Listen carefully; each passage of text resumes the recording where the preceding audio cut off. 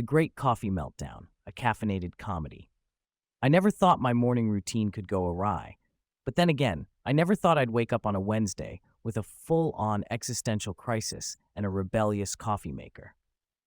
My name is Sam, and I have a history of being not just a coffee enthusiast, but a coffee aficionado.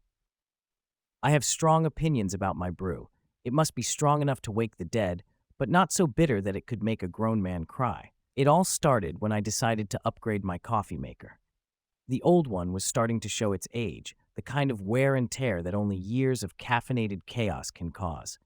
I splurged on a state-of-the-art machine with all the bells and whistles, a touchscreen, a built-in grinder, and most importantly, an option to set it to brew while I was still snoozing. The night before, I carefully measured out my precious beans, filled the water tank to the brim, and programmed the machine like I was launching a space shuttle. My excitement was palpable. I could practically taste the caffeine already. But when I stumbled into the kitchen the next morning, hair like a bird's nest and eyes half closed, something felt off. The smell of burnt rubber greeted me instead of the rich aroma of coffee. My coffee maker was standing defiantly, a digital clock flashing an error message that read, "I am not your servant." I blinked at it, confused. I didn't remember programming a sassy coffee maker. I pressed a few buttons, hoping to coax it back to life, but it merely emitted a pitiful beep, as if to say, "You shall not pass." Desperate times called for desperate measures. I had to resort to the instant coffee stash my roommate kept hidden in the back of the cupboard. You know the kind. A jar of granules so ancient that it probably belonged to a prehistoric human. But caffeine was calling, and I was not one to let my day begin without it. I grabbed a mug and poured the granules into it, filling it halfway with water. What I didn't account for was that this was instant coffee, not a potion for world domination. As I stirred it with a spoon, the granules formed an impenetrable sludge at the bottom, leaving a thin layer of lukewarm water on top. It looked more like a science experiment gone wrong than a drink. "Fine," I muttered to myself. "I'll just drink it like this."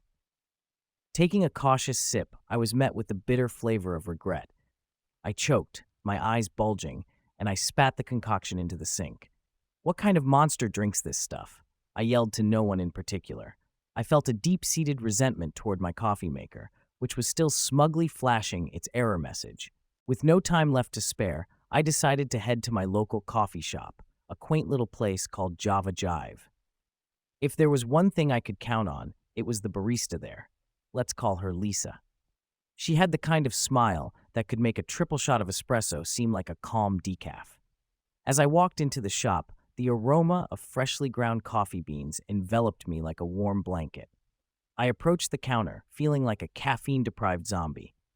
"One coffee, please," I mumbled, trying not to drool. Lisa looked at me with a raised eyebrow. "You okay, Sam? You look like you've been through a battle." "More like a coffee war," I groaned. "My coffee maker has turned against me." She laughed, but there was sympathy in her eyes. "You know, you could always try a French press or a pour-over. They're more forgiving than those fancy machines." "Forgiving," I echoed, my mind racing. "I need something that will fight back. I want my coffee to wrestle me to the ground, not kiss me goodnight." Lisa chuckled as she prepared my drink, and when she handed it to me, I took a long, satisfying sip. It was like angels singing. I could feel my brain firing back to life. "This is the good stuff," I said, patting the cup like it was a long-lost friend. "See?" she said, grinning. "Sometimes simpler is better." I took another sip and felt a warmth spread through me. Maybe I didn't need the latest gadget. Perhaps I just needed a solid cup of coffee and some common sense. As I turned to leave, I overheard a customer behind me. "Can I get a decaf, please?" they asked. I whipped around, my coffee buzz fueling my indignation. "Decaf? Why would you even do that to yourself? It's like ordering a salad at a pizza place.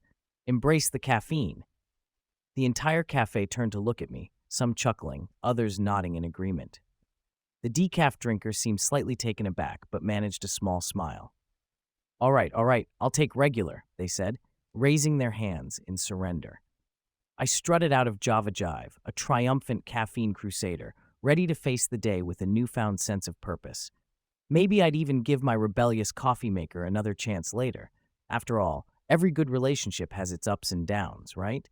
But for now, I was just happy to be alive, awake, and armed with a steaming cup of life. Who knew that a coffee catastrophe could lead to such a hilarious adventure?